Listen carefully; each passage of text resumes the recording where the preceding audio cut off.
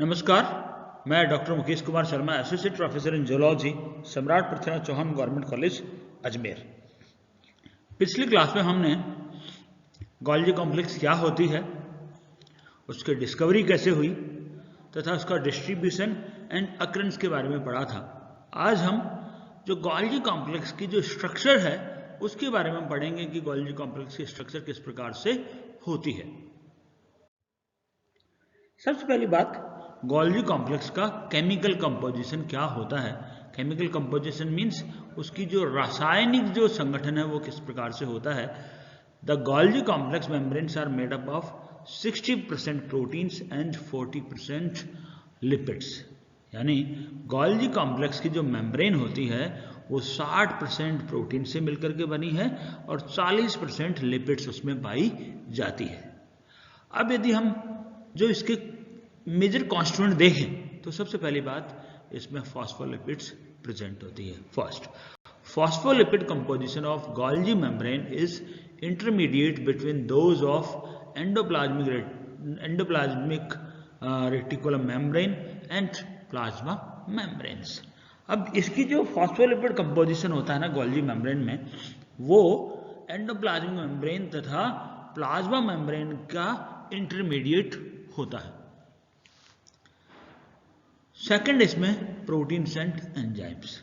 Golgi complex from different plants and animals cells shows great variation in the protein and enzyme content. The main enzymes are glucosyl transferase, galactosyl transferase, ATPase, ADPase, CTPase, NADPH and cytochrome C reductase. तो basically जो Golgi complex होता है अलग अलग plants और animals में, उनकी जो बेसिकली जो उसका जो फंक्शंस होता है या वर्क होता है उसके बेस में क्या होता है, उनके अंदर प्रोटीन्स तथा एंजाइम कंटेंट अलग अलग पाए जाते हैं। जो उसका कार्य है उसके बेस पर उसमें अलग अलग पाए जाते हैं। और इसमें जो मेन एंजाइम ये है जो ग्लाइकोसिल है, गैलेक्टोसिल ट्रांसफरेज है, ATPase, ADPase, CTPase and NADPase, cytochrome C reductase, ये में एंजाइम्स पाए जाते हैं डिफरेंट प्लांट्स और एनिमल सेल्स के अंदर। कार्बोहाइड्रेट्स जो है इसमें, these are glucosamines, glucose, mannose, galactose, fructose and glucose serines. Plant cell lack sialic acid, xylose and arabinose are present in plant cells only. जो प्लांट सेल्स है उसमें sialic acid absent होता है और जाइलोज और अरेबिनोज केवल पाया जाता है प्लांट सेल्स में। विटामिन सी भी इसमें प्रेजेंट होता है। Golgi complex stores vitamin C and liberates its slowly into the cytoplasm in sufficient amount to prevent oxidation of the cell product.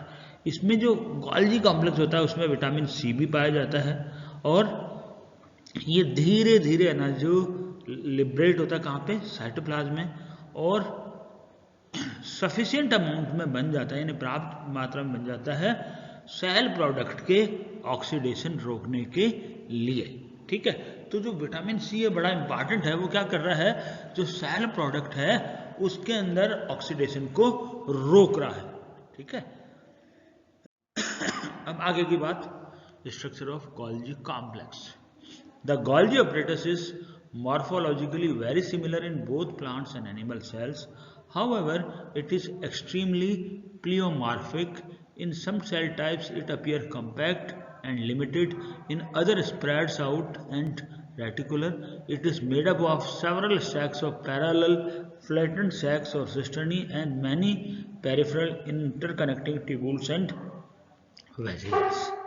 अब जो ये गोल्जी apparatus होता है वो प्लांट्स तथा एनिमल में दोनों में बहुत ही मॉर्फोलॉजिकली बहुत सिमिलर होता है, लेकिन इसकी जो स्ट्रक्चर होती है वो एक्सट्रीमली प्लियोमॉर्फिक होती है।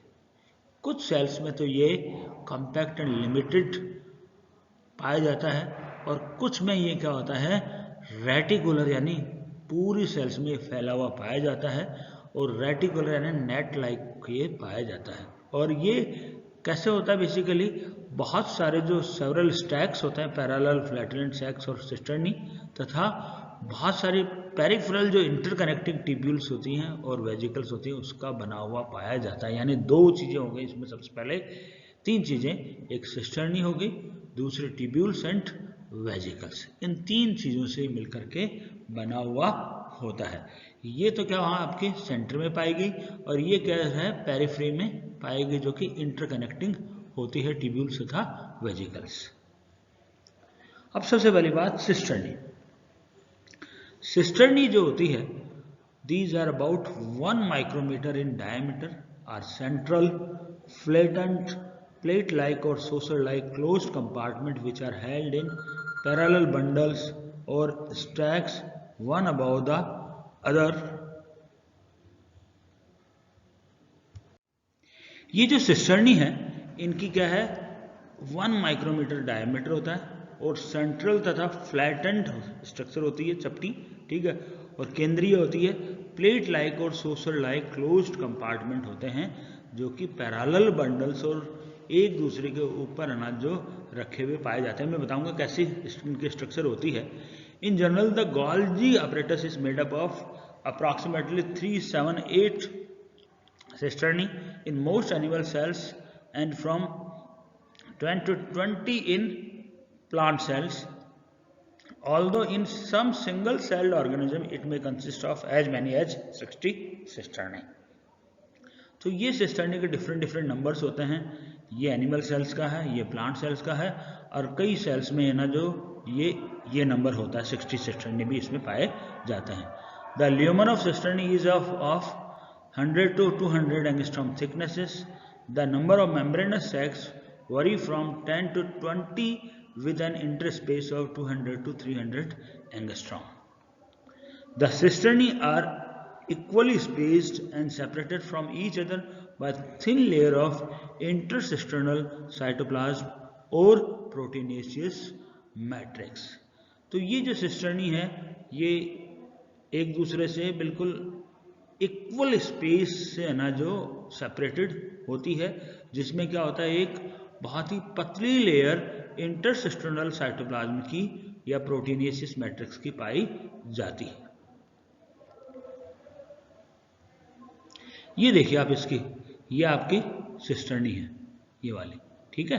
तो ये देखिए आप इंटरसिस्टर्नल साइटोप्लाज्म है और ये इस तरह से आपकी स्टैक फॉर्म में एक दूसरे के ऊपर रखी हुई पाई जाती है, ठीक है।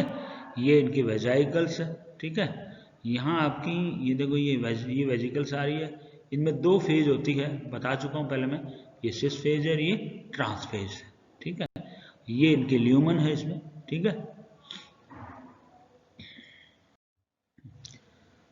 अब इसमें क्या होता है, पोलरिटी भी पाई जाती है। Golgi apparatus has distinct polarity in both structure and functions. The cisternae at convex end of the Golgi comprise proximal, forming or cis phase, and the cisternae at the concave end of the Golgi comprise the distal, maturing और trans phase. Basically क्या हो रहा है कि एक phase है आपकी सिस phase जो बता चुका हूँ आपको, एक है आपकी ट्रांस फेज। तो जो कॉन्वेक्स है, ठीक है, वो है आपकी सिस फेज और जो कॉन्केव है वो आपकी ट्रांस फेज है। The forming or cis phase of Golgi is located next to either the nucleus or a specialized portion of rough endoplasmic reticulum that lacks bound ribosome and is called transitional ER. Trans phase of Golgi is located near the plasma membrane. This polarization is called cis-trans axis of the Golgi apparatus. Basically क्या हो रहा है कि ये जो Golgi complex है इसमें ध्रुवीयता पाई जाती है। ध्रुवीयता कैसे पाई जाती है, जो न्यूक्लियस के जो पास वाला हिस्सा है वो तो क्या कर रहा है आपकी ये गोल्जी कॉम्प्लेक्स बना रहा है, ठीक है। या अपन कहते हैं रफ एंडोप्लाज्मिक का हिस्सा जो है वो जिसके ऊपर राइबोसोम नहीं है वो क्या कर रहा है, प्रॉक्सिमल एंड है, बेसिकली फॉर्मिंग एंड है या सिस फेज जिसको हम कहते हैं, ठीक है। और जैसे जैसे आगे जैसे मैच्योर होती जाती है गोल्जी कॉम्प्लेक्स उस वाले हिस्से को कहते हैं हम ट्रांस फेज। तो बेसिकली जो आपका जो गोल्जी कॉम्प्लेक्स है उसमें दो रीजन हो गए, एक आपका सिस फेज हो गया और एक आपका ट्रांस फेज हो गया, और इसी पोलराइजेशन को कहते हैं हम cis trans axis of the Golgi apparatus. The whole of the Golgi apparatus is supported by cytoplasmic microtubules. Secretory material reaches the Golgi complex from smooth endoplasmic reticulum via transport vesicles, which bursts from SER, smooth endoplasmic reticulum, and fuse with Golgi cisternae on the cis phase. From the transphase, secretory vesicles arise that carry that process material to their destination. अब ये जो Golgi apparatus है ये basically किसके द्वारा supported होती है? Cytoplasmic microtubules के द्वारा। और इसमें जो सेक्रेटरी जो मटेरियल्स होते हैं वो स्मूथ एंडोप्लाज्मिक रेटिकुलम से आते हैं। कैसे आते हैं? इससे क्या होता है, छोटी छोटी है ना जो बड बन जाती है, ठीक है, इस SER से, और वो कहाँ फ्यूज हो जाती है? गोल्जी कॉम्प्लेक्स की सिस्टर्नी से, या फिर अपन कहते हैं सिस फेज पे ये फ्यूज हो जाती है। और फिर क्या होता है, सिस फेज पे तो ये SER से है ना जो वेजिकल्स आई और फ्यूज हो गई, और ट्रांस फेज से जो सिक्रेटरी वेजिकल्स है वो निकल करके और जो प्रोसेस मटेरियल होता है उसको बाहर की तरफ लेके जाती है। तो क्या हुआ बेसिकली, सिस फेज पे तो आपकी स्मूथ एंडोप्लाज्मिक रेटिकुलम से वेजिकल्स आई और आकर के जुड़ गई, और ट्रांस फेज पे क्या हुआ, वेजिकल्स निकले, सेक्रेटरी वेजिकल्स, और जो भी है ना जो इसमें जो मटेरियल है उसको है ना जो अलग अलग डेस्टिनेशन पे वो पहुंचा देती है। ठीक है, अब अगला आ गया आपका ट्यूब्यूल्स। ये जो स्मॉल राउंड ट्यूब्यूल्स है arise from the periphery of the cisternae. Some of these enlarge at their ends to form vesicles. तो ये जो स्मॉल राउंड ट्यूब्यूल्स है जिनकी साइज है 30 to 50 नैनोमीटर, ये कैसे कहाँ से राइज होती है? पेरिफेरी ऑफ द सिस्टर्नी, यानी सिस्टर्नी के बाहर की तरफ, पेरिफेरी की तरफ से अराइज होती है, निकलती है ये। और ये क्या करती है, कुछ जो वेजिकल्स होती है वो क्या करती है, एनलार्ज होकर के और वेजिकल्स का निर्माण करती है। तो आज के लिए हम लोग इतना ही लेते हैं। आगे का हम लोग वाकई में उसकी स्ट्रक्चर किस प्रकार से होती है और गोल्जी जो कॉम्प्लेक्स है उसके क्या कार्य होते हैं उसके बारे में हम आगे लेंगे। उसमें हम गर्ल सिस्टम भी आगे लेंगे। ठीक है, तो धन्यवाद। यदि आपको कोई प्रॉब्लम हो तो आप मेरे से व्हाट्सएप पे कांटेक्ट कर सकते हैं अथवा मेरे ईमेल अथवा मोबाइल नंबर पे कांटेक्ट कर सकते हैं। धन्यवाद।